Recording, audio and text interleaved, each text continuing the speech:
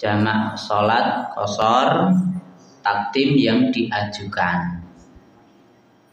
Adapun sebaliknya itu adalah sholat jamak qashar takhir, pengakhiran diakhirkan dalam mengakhirkan waktu sholat di waktu bagian akhir, karena itu kan dikumpulkan dua sholat gitu kan.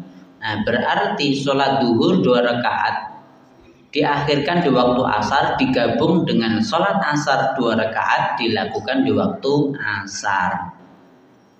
Begitu pula sholat maghrib 3 rakaat diakhirkan di waktu isya digabung dengan sholat isya 2 rakaat dilakukan di waktu isya. Sampai sini bisa dipaham jamak takdim dan jamak takhir.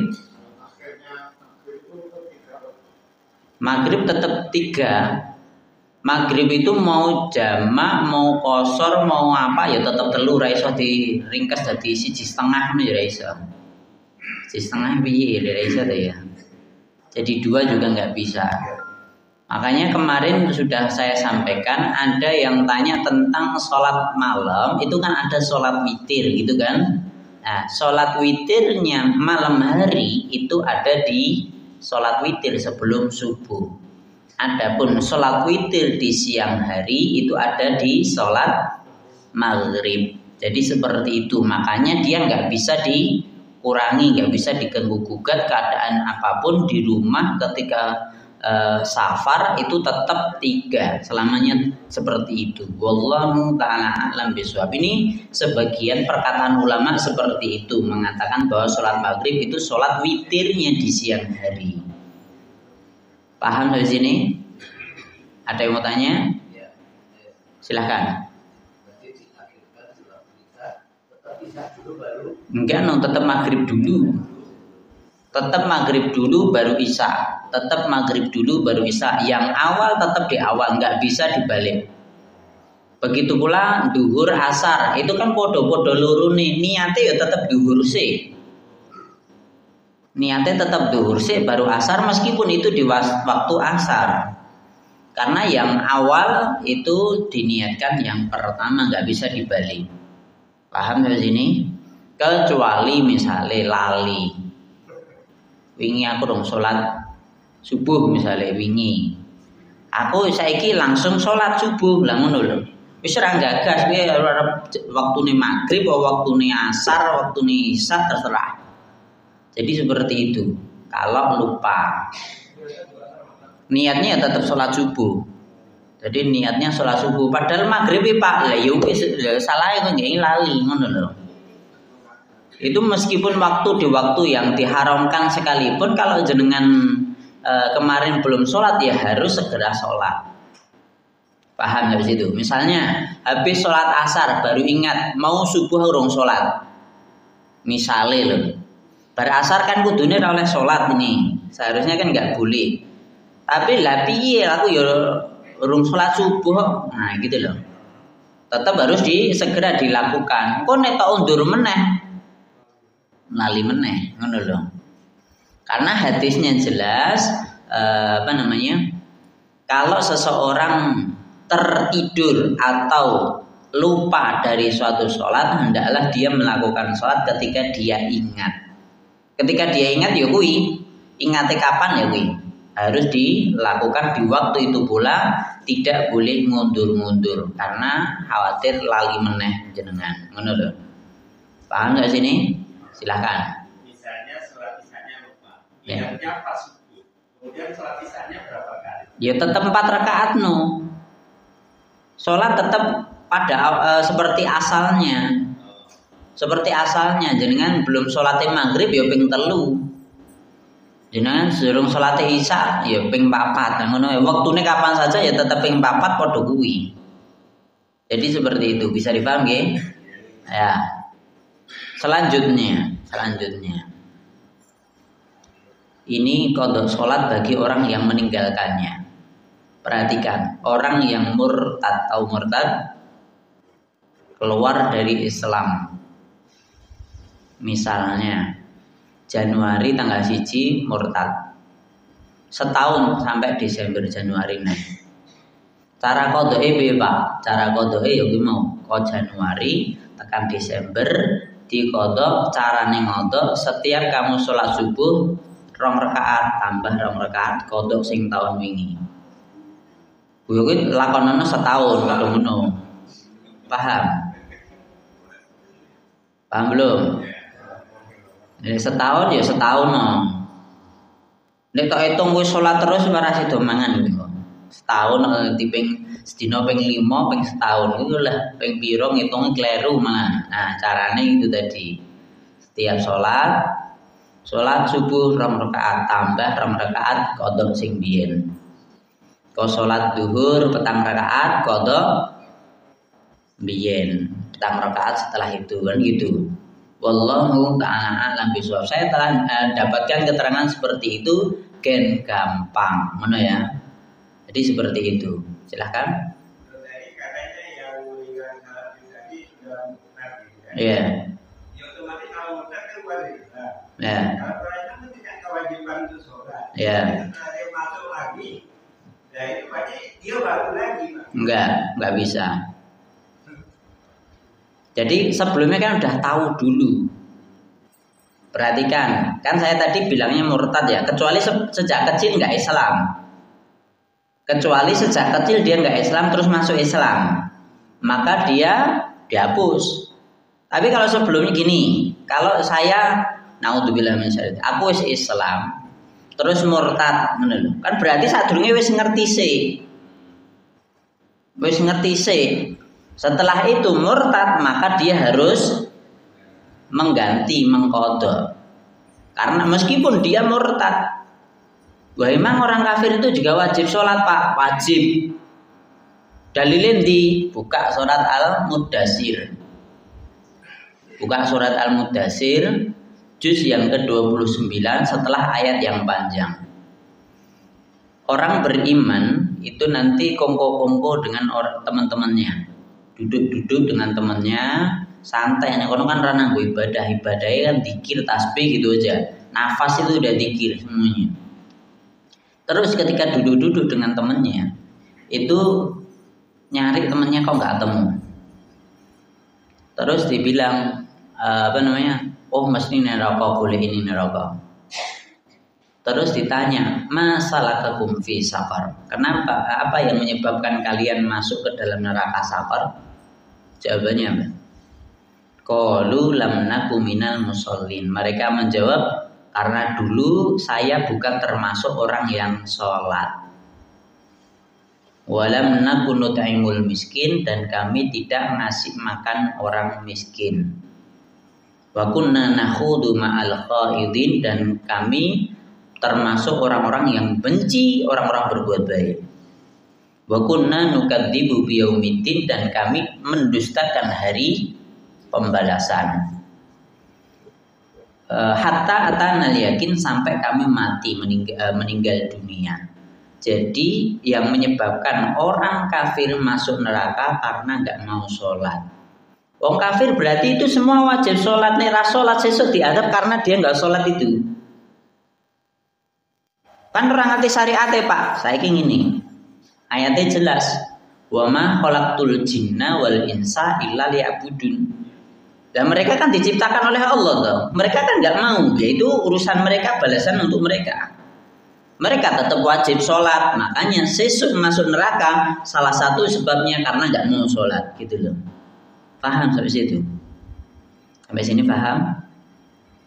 Jadi orang kafir, makanya kita harus kasihan dengan orang-orang kafir itu. Jadi harus kasihan kepada mereka, mereka nanti disiksa karena nggak mau sholat, itu kewajiban mereka. Karena ibadah ini atau Al-Quran ini, syariat Islam ini diturunkan untuk minal jinnati wan nas. Khalaqtul jinna wal insa tadi, untuk jin dan manusia. Jin nanti masuk neraka karena mereka nggak mau iman juga. Sampai sini paham? Ya beda antara tadi yang sebelumnya belum Islam, dia tobat semua dihapusin, benar, dihapus dosanya, benar itu. Tapi kalau sebelumnya udah Islam, kan udah tahu syariatnya tuh. Kalau udah tahu berarti dia ada memori tentang itu. Terus dia balelo, murtad dia. Bukan karena wanita, tahta atau harta atau apapun. Karena itu ya udah, setelah dia masuk Islam, hitungan kowe pirang tahun. Kewajiban sholat kamu harus nyaur itu. Karena apa? Karena sebelumnya kamu udah Islam gitu loh. Paham dari sini? Yang lain ada yang perlu ditanyakan? Silahkan. Kalau itu tadi, mungkin kalau dari kecil Islam tapi nggak sholat setelah dewasa juga tanggung itu double. Ya semoga tidak. Wis langsung ndang tobat dan lakonono sing apik ngono. Ngono wae. Ndang tobat ndang salat. Ngono wae. Ngono ya. Ken gampang daripada kon ngitung kuwi. Wes penting jenengan salat sih. Jadi misalnya sejak kecil ora tau salat, lho andanono anakmu, dulurmu, sapa wae iki. Jenengan atau siapapun sing salate cek bolong. Nah, itu silahkan diperhatikan itu. Makanya ini kan bukunya Sholatku Pembuka Pintu Surgaku, Pintu Jannahku. Makanya sholatnya harus diperhatikan. Ini cek bolong-bolong, aja ngarep surga. Karena amalan pertama yang dihisab sholat nih cek bolong kan berarti cek utang jaringan. Jadi seperti itu. Anak jenengan, putune jenengan kok ora sholat, jenengan tok nih berarti jenengan itu termasuk jayus yang melihat kerabatnya tidak melakukan kebaikan atau bahkan melakukan kemaksiatan, tapi jenengan nggak iri dengan itu atau nggak marah dengan itu, jenengan biarkan. Nah ini yang harus diperhatikan, semuanya seperti itu. Paham di sini? Ada yang lain? Jin dan setan ada dapat rekomendasi menggoda manusia, tapi kan besok kembali akan neraka semua ya. Nah sekarang kalau jin yang ada yang muslim, ada yang sholat, itu gimana? Nanti masuk neraka atau surga?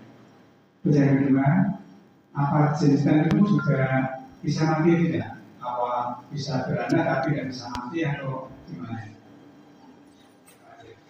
Ya, jadi gini, jin itu memang nanti akhirnya ya masuk neraka. Tapi perlu diperhatikan, misalnya nek sing takon, jin muslim enak apa? Masalah itu gaib ngono wae. Paham dari sini? Itu gaib itu. Kita nggak tahu itu. Kita nggak tahu itu. Tapi saya ada satu hadis yang menunjukkan bahwa setiap manusia, mungkin sudah saya sampaikan di sini, Rasul bersabda, setiap manusia itu punya jin korin, gitu kan? Sudah pernah saya sampaikan ini. Bahkan Rasulullah itu juga punya jin korin. Cuman dia sudah faqad aslama, dia sudah Islam. Nah kalau udah Islam terus dia ngikut Nabi, terus dia jadi Muslim, dia masuk surga, bisa jadi iya. Bisa jadi iya, tapi selain itu saya nggak tahu, karena saya nggak ada dalilnya itu. Ulama pun juga nggak membahas tentang jin, enek sing Islam, enek sing ora, apa piye, apa ora ngerti, ora disebut tentang itu. Dan itu hal yang gaib. Ya udah nanti urusannya dewe-dewe, jenengan urusan awakmu dhewe wae, ora ngurus jin. Itu gaib, gitu ya. Selanjutnya berkaitan dengan jin. Jin itu juga bisa beranak dan mereka bisa mati. Jin itu bisa beranak dan mereka juga mati. Namun umur mereka lebih panjang daripada umur manusia. Jadi nanti berkaitan dengan ini juga dibahas oleh ulama tentang ini. Jadi jin-jin itu mereka umurnya lebih panjang dan mereka lebih kerjaan itu lebih hebat karena kerjaannya gorgodo menungso. Sering kita dengar bahwa setane wong biasa karo setane kiai beda kelasnya. Karena manusia ada yang tingkatannya seperti itu, jin pun yang ganggu juga harus setingkat dengan dia. harus lebih pinter, harus lebih cerdas. Makanya ya semuanya pasti akan terganggu. Makanya kita harus hati-hati, jangan sampai kita lena. Jangan kita ngeremehkan jin, karena jin itu lebih profesional, ngono lho. Karena kerjanya ya gur ngono kuwi. Nah, ini kebalikan dari malaikat. Kalau malaikat profesional ibadai. Kalau jin profesional nggodone. Karena itu janji dari jin seperti itu. Aku akan ngambil dari mereka untuk ngikut aku masuk ke dalam neraka. Kecuali illa man atallaha biqalbin salim. Illa min ibadikal mukhlasin. Yang dalam hati ada keselamatan. Selain itu orang yang ikhlas beribadah karena Allah Subhanahu wa taala itu enggak mungkin diajak oleh syaitan. Ngoten nggih? Malaikat juga bisa mati. Tadi yang sama jin juga katanya juga bisa mati, tapi umumnya saja. Malaikat apa sih seperti itu? Wah, kalau malaikat saya nggak tahu itu. Kalau malaikat saya nggak tahu karena ulama juga nggak bahas tentang itu.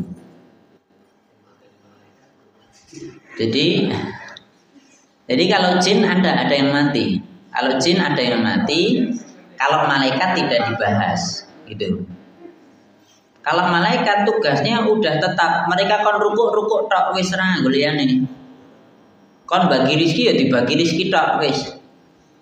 Kon nyabut nyawa ya nyabut nyawa tok wis pokoke ngono itu tugasé kuwi. Ora mungkin luput. Jadi kerjaan seperti itu.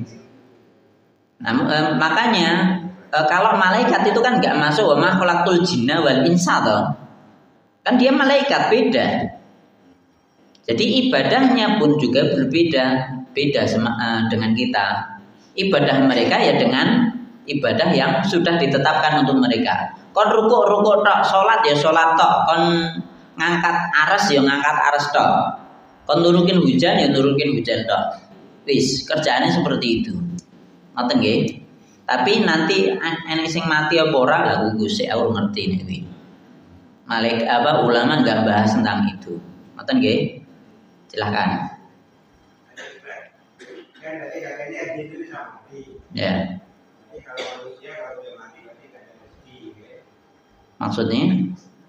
Itu mati. Ya. Kalau manusia kalau dia mati berarti dia tidak ada rezekinya gitu. Tidak ada rezekinya. Oh ya. Nah, kemudian kalau begitu jin itu seperti manusia bisa makan juga. Bisa jadi iya. Bisa jadi iya. Buktine sing tumbal-tumbal ya kon tumbal sing ngene ta. Golekane darah. Tapi wallahu alam ki bener apa ora aku ya ora ngerti niki. Gitu ya. Cukup? Nah, silakan.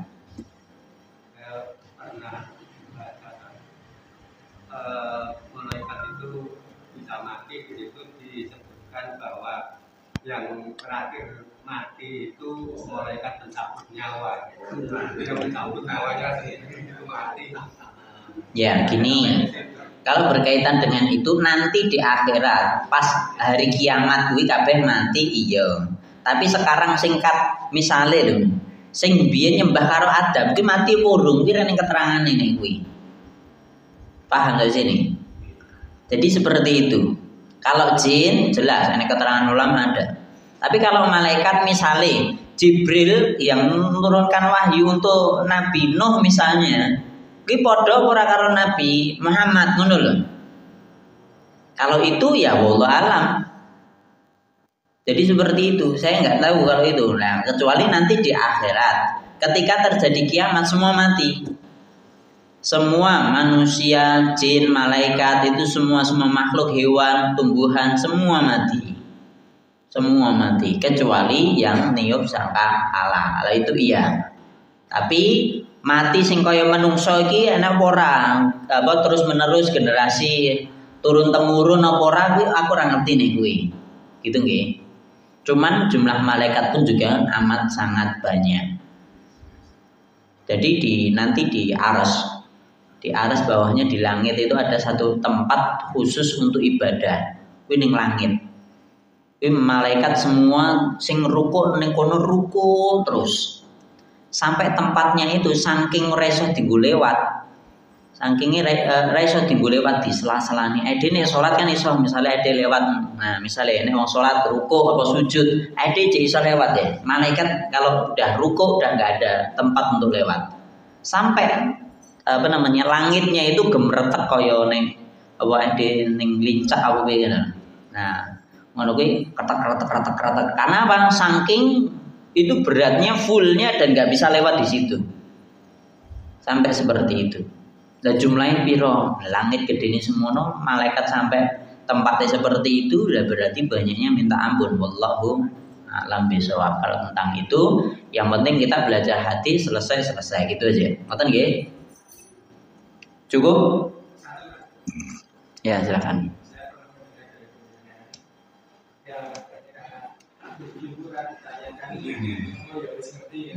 Ya. Tiga yang disebut di dalam Al-Quran, yaitu iblis,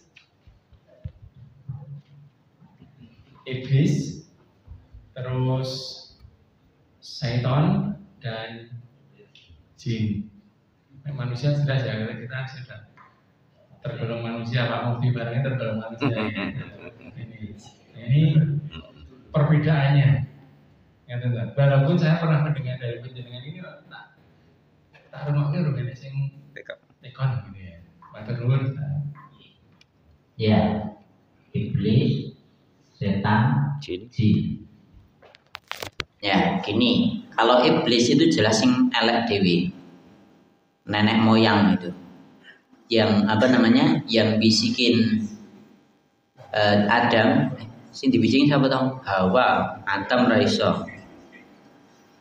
Akan Hawa yang dibisikin, nah itu iblis. Kalau intinya mereka itu satu kelompok, satu generasi, jane aslinya podo wae. Tapi yang paling dahsyat jeleknya itu iblis. Nek syaitan ya tengah-tengah, nek jin iki iso apik kuwi mau. Makanya kan ada yang baik, yang muslim itu jin mesti. Jadi seperti itu. Wallahu ta'ala a'lam bishawab. Intinya mereka ya satu generasi, satu suku gitu aja. Tapi ada perbedaan. Sekolah Indonesia ya enek wong menungso enek Indonesia, enek sing wong barat, enek sing wong timur tengah, enek sing bagian timur kaya wong Indonesia ngene iki. Lah ngono wae. Gitu aja. Ngoten nggih? Cukup nggih? Nah, selanjutnya wis iki masih do bahas kene. Selanjutnya iki mumpung bulan Desember ya toh. Mesti sing pertanyaane sing bulan Desemberi, bolehkah kita ngucapin atau nyelamatin agama di luar Islam? Ngono toh. Nah, saiki ini juga penting. Tadi kan ada murtad, ada yang Islam, bagaimana seperti itu? Gini. Bahkan nanti silahkan boleh tanya kepada orang-orang di luar Islam itu. Apakah mereka akan merasa rugi ketika orang Islam nggak ngucapin selamat Natal misalnya? Mereka pasti jawabannya tidak. Itu sama seperti kita, misalnya ada orang di luar Islam ketemu kita di hari raya. Mereka nggak ngucapin selamat hari raya, ngono kayak dia sakit hati nggak? Enggak. Asline ngucapin seperti itu nggak ada manfaatnya untuk mereka. Kalaupun nggak ada, mereka pun juga nggak dirugikan. Ini yang perlu diperhatikan. Nek ora percaya, bahkan silahkan cari di internet keterangan Ustadz Felix Shaw. Itu bapaknya belum Islam, ibunya pun juga nggak Islam. Itu tanya sendiri. Dia Felix itu Ustadz itu masuk Islam dulu 2002 atau 2006. Dia masuk Islam. Nah, setelah itu kan dia tanya sama bapaknya sendiri. Bapaknya, ibunya kan bukan Islam. Pak, nek aku ora ngucapin selamat Natal, ora apa-apa toh? Ora apa-apa, apa ruginya buat saya? Bahkan beliau kan sebelumnya belum Islam. Itu pun juga sama, mereka dia sendiri, Ustadz Felix itu pun juga sama. Ketika di hari itu enggak butuh ucapan itu tadi. Tapi sing ribut wong Islam dewi ya sini. Sing iki nyebut ki sing siji ora, baru ki padu dewi. Itulah wong Islam, makanya orang ndang menang ngono kuwi. Sing ora penting dipikir, sing penting ora dipikir. Jadi ngono, kebalik ada hal-hal yang sebenarnya itu nggak penting. Ngopo to dadak padu, udah nggak usah dipikir sing ini ki. Tapi yang penting pikiran, ngono. Jadi ini yang harus diperhatikan. Jadi gini, selain itu kita bahas tentang syariat Islam sendiri. Jenenge wong beragama itu harus merasa bahwa agama yang paling benar. Agama ngendi wae lho.